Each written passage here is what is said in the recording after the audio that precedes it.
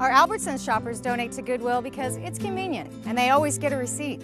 I donate to Goodwill because Goodwill keeps things like computers out of our landfills. I donate to Goodwill because Goodwill turns gently used goods into jobs for people in our community. I donate to Goodwill because when I give, Southern Nevada benefits. Donate. Donate. It's easy to donate. Shop and donate today. Pahrumps Goodwill is located in the former Ace Hardware building. News 46 is brought to you by Comfort Hospice Care, where we give our patients and their loved ones peace of mind, knowing we provide the highest quality of care 24 hours a day, 7 days a week. For more information, call 751-0349. News is also brought to you by Inspiration Senior Living, where we provide affordable elegance to Pahrump area seniors.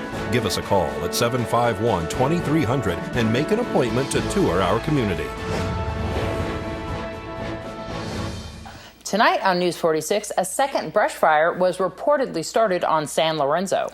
Note to Abuse benefits from the Silver State Chili Cook-Off. And an Author Appreciation Day is held at the library. News 46 starts now.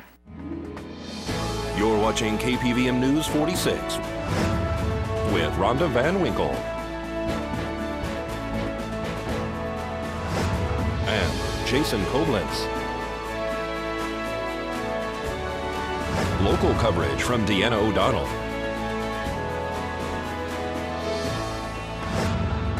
News 46. Local coverage you can count on. Good evening. It's Monday, March 10th, 2014. I'm Deanna O'Donnell. And I'm Rhonda Van Winkle for News 46.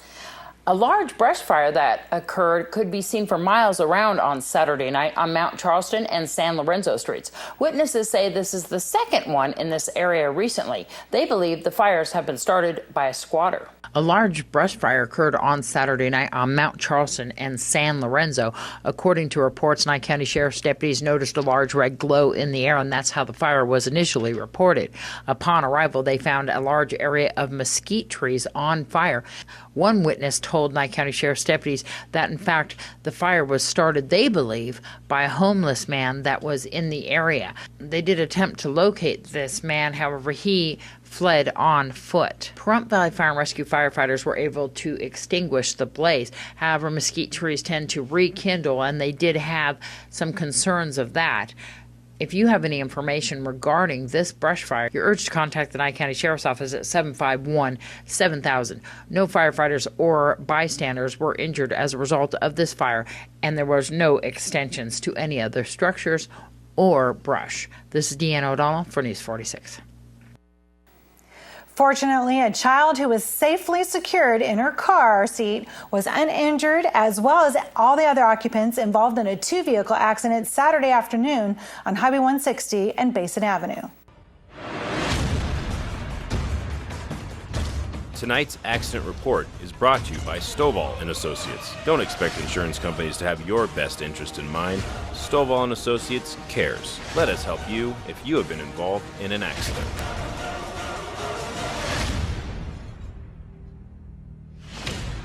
A two-vehicle accident occurred on Saturday afternoon on Highway 160 near Basin. Pahrump Valley Fire and Rescue and Nye County Sheriff's deputies all arrived on scene and checked out all occupants in both vehicles.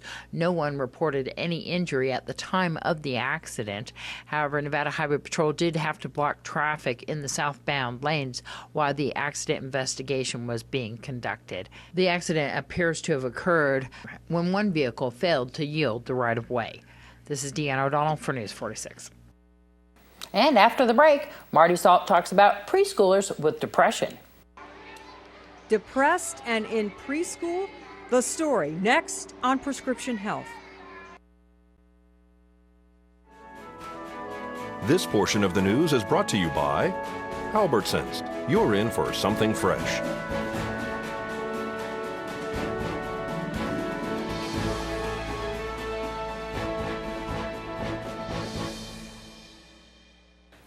Depression is the most common mental health problem in the United States, affecting about 17 million people.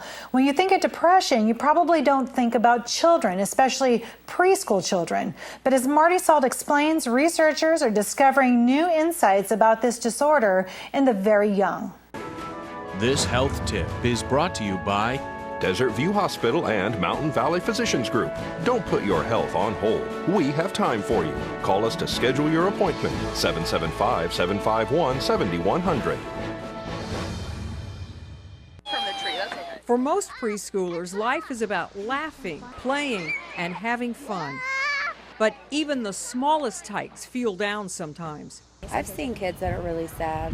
I've had family members who've taken their kids to a psychiatrist. With some kids, you can see like in their eyes, and they're just sad. Child psychiatrist Joan Luby has been studying depression in preschool children for more than 20 years. Children as young as age 3 can get clinical depression. In a recent imaging study, Luby's group found depressed preschoolers had elevated activity in an area of the brain called the amygdala. You can see changes in the structure and volume of several key brain regions that are known to be involved in emotion processing. The study was the first to show these changes in children so young. We believe that the earlier you can identify the disorder, that you can treat the disorder more effectively. Researchers believe as many as 1 in every 33 children may have depression. Children with depression are often withdrawn, highly sensitive, have a difficult time dealing with negative emotions, and are preoccupied with feelings of guilt. The symptoms often go unnoticed. Most people don't pick up on depression in their young children. Mostly parents pick up on what we call disruptive symptoms in children. But if you do spot the symptoms, getting help could make all the difference. I'm Marty Salt reporting. In very young children, Dr. Luby says a strategy called parent-child interaction therapy emotional development is helpful. It works on strengthening the parent-child relationship and helps the parent serve as an emotional coach for their depressed child. There are several treatments for older children with depression. Antidepressants are considered generally safe for children older than 7, but the FDA has placed a black box warning on these drugs because of the increased risk of suicidal thinking. The U.S. Court of Appeals for the Ninth Circuit Court today set April 9th of 2014 for oral arguments in Lambda's legal lawsuit challenging what they call Nevada's discriminatory marriage ban. Last month, Governor Sandoval and the Carson City Clerk Recorder withdrew their arguments in support of the marriage ban. Search and rescue officials said today they will expand the search area for the Malaysia Airlines aircraft that vanished 3 days ago. The newly expanded search area encompasses a larger portion of the Gulf of Thailand between Malaysia and Vietnam. Nearly 36 aircraft and 40 ships from 10 countries have so far failed to find any sign of the aircraft. No emergency signal has been detected by any search vessel or aircraft. Family members of the passengers are being told to prepare for the worst. Judge Kent Jasperson is seeking a second term to the bench he currently holds as Justice of the Peace. I am running for re-election for Justice of the Peace. I've been on the bench. This is my 6th year serving the community of Pahrump as Justice of the Peace.